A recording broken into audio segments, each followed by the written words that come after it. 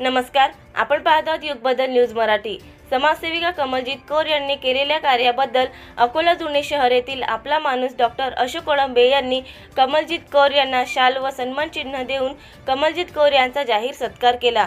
कमलजीत कौर गेल्या 15 वर्षापासून ग्रामीण आणि शहरातील गरजू नागरिकांना तसेच गरीब कुटुंबातील सदस्यांना विविध प्रकारची मदत करतात।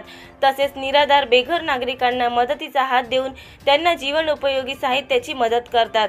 तसेच विविध कार्यक्रमांमध्ये त्यांच्या वतीने अन्नदान, कपडेदान सातत्याने करत असतात। तसेच ते गरीब निराधार कुटुंबांच्या हाकेला संकटकाळी साथ देत असून सातत्याने मदत करतात। कमलजीत कौर यांचे समाजकार्य संत गाडगेबाबा यांच्या विचाराला समर्पित असून डॉक्टर अशोक कोळंबे यांनी कमलजीत कौर यांचा जाहीर सत्कार केला।